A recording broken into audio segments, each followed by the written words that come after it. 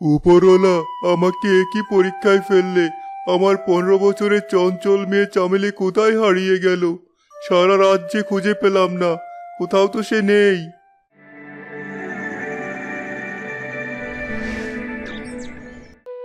5টি বসন্ত কেটে গেল।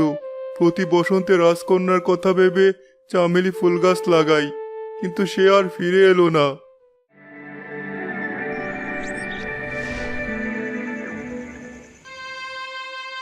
উপরওয়ালা, আর কত বছর ধৈর্য ধরে অপেক্ষা করলে তুমি আমার রাজকন্যা চামেলিকে আমার কাছে ফেরত দেবে?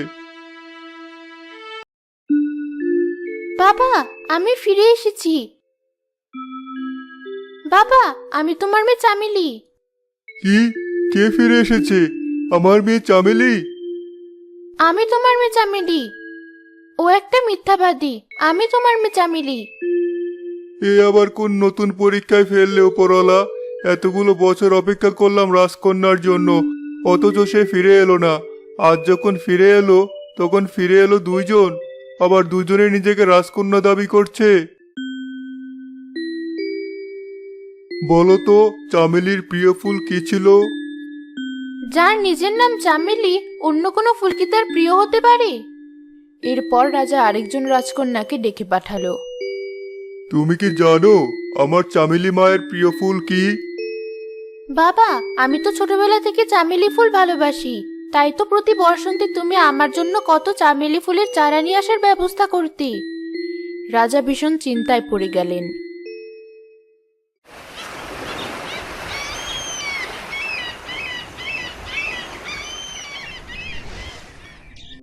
বলো তো, আমার মেয়ের প্রিয় খেলা কি ছিল? আমি তো তোমার সাথে বসে দাবা খেলতাম। তুমি আমায় দাবা খেলা শিখিয়েছিলে। বলো তো, চামেলির প্রিয় খেলা কি? আমি তো সবচেয়ে পছন্দ করতাম দাবা খেলতে বাবা। তোমার রাজকার্য শেষ হলেই তুমি তো আমাকে দাবা খেলা শেখাতে। রাজার কপালে আবার চিন্তার ভাঁজ পড়ল। রাজা আবারও আলাদা করে এক রাজকন্যাকে ডাকলো। রাজকন্যাকে নিয়ে তো অনেক প্রশ্ন করলাম, এবার একটা প্রশ্ন না হয় রাজকন্যার বাবাকে নিয়ে করি। বলো বাবা, কি জানতে চাও? বলো তো, আমার প্রিয় খাবার কি? আমি কি করে ভুলে যাই? তোমার প্রিয় খাবার তো ভর্তা ভাত। এই নিয়ে কোনো স্মৃতি আছে তোমার? অবশ্যই বাবা, মায়ের হাতে করা ভর্তা ছিল তোমার সবচেয়ে প্রিয়। সেই ভর্তার স্বাদ রাজ রাঁধুনিকে হার মানাতো। এবার রাজা আলাদা করে আরেকজনকে ডাকলো। রাজকন্যাকে নিয়ে তো অনেক কিছুই জানো, রাজকন্যার বাবাকে নিয়ে জানো তো? নিজের বাবাকে নিয়ে জানবো না তাই কি হয়? এত বড় অবাগে আমি নই। বলো তো, আমার সবচেয়ে প্রিয় খাবার কি? তোমার পছন্দের খাবার হলো ভর্তা ভাত বাবা। পুরো রাজ্যে কত হাসাহাসি ছিল এই নিয়ে। রাজারা নাকি বিরিয়ানি, পোলাও, মাংস ছাড়া কিছু মুখেই তুলে না। তুমি নাকি আশেপাশের 10 রাজ্য মিলিয়ে একমাত্র রাজা যে ভাত ভর্তা ভালোবাসো। রাজা এই ধাঁধার ভেতর থেকে আর বের হতে পারছিল না। সে গেল সাধু বাবার কাছে। সাধু বাবা, আমার একমাত্র সন্তান রাজকন্যা চামেলি আজ 15 বছর পর রাজপ্রাসাদে ফেরত এসেছে। কিন্তু বাবা, ফেরত এসেছে দুইজন, কেউ তো একজন নকল, কিন্তু কে তা আমি বুঝতে পারছি না। তাহলে তো এবার আমাকে নকল রাজকন্যা অভিযানে নামতে হবে। অত শত বুঝি না বাবা, যেভাবেই হোক এর একটা সমাধান করে দিন।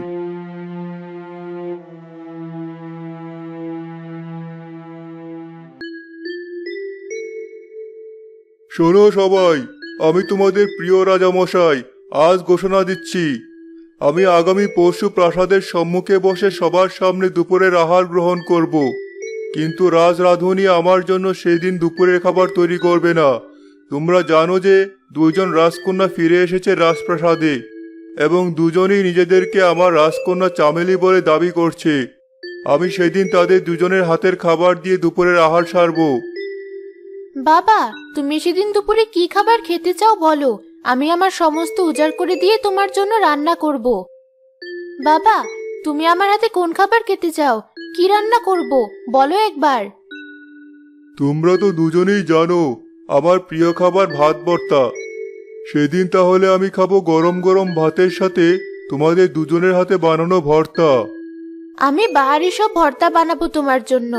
তুমি দেখবে বাবা, তোমার খাবারের আসনের সামনে নানা পদের ভর্তা নিয়ে হাজির হব আমি। খুব খুশি হলাম শুনে। বানাবে ঠিক আছে, কিন্তু আমার একটা শর্ত আছে। কি শর্ত বাবা? শর্তটা আমি বুঝতে পেরেছি, ভর্তায় ঝাল কম দেব। ঝাল তোমরা নিজেদের মন মতো দিতে পারো, স্বাদ কেমন হয় সেটাই আসলে জরুরি। তাহলে কি শর্ত বাবা? তোমাদের নাম তো চামেলি, মানে তোমরা তো দুজনে নিজেকে চামেলি বলে দাবি করছো। আমি সত্যি চামেলি বাবা।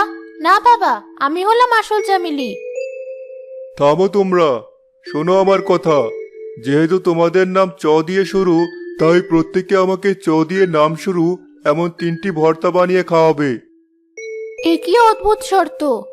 হ্যাঁ, এটাই শর্ত। ঠিক আছে, তোমার শর্ত মেনেই ভর্তা বানাবো। আচ্ছা, আমাদের পরশুদিন আহারের সময় দেখা হবে। তোমার কি মনে হয় তোমার বানানো ভর্তা বাবা বেশি পছন্দ করবে? পছন্দ করবে কিনা তা তো জানি না, তবে চেষ্টার কোনো ত্রুটি রাখছি না। আমি প্রমাণ করেই ছাড়বো যে আমি আসল চামেলি। তোমার কি মনে হয় আমিও তাই প্রমাণ করে ছাড়বো না? পুরো রাজ্য দেখবে কে বাবার আসল রাজকন্যা। তুমি কি জানো না, বাবার মতো আমারও প্রিয় খাবার ভর্তা ভাত। কত বছর আমি নিজের হাতে ভর্তা তৈরি করি জানো তো? আর আমি ভর্তা শিখেছিলাম সেই 15 বছর আগে। আমিও তাই। আসলে তোমার সাথে এইসব বেকার ঝগড়া করে আমার কোনো লাভ নেই। কথা কিন্তু আমি শুরু করিনি, তুমি শুরু করেছো।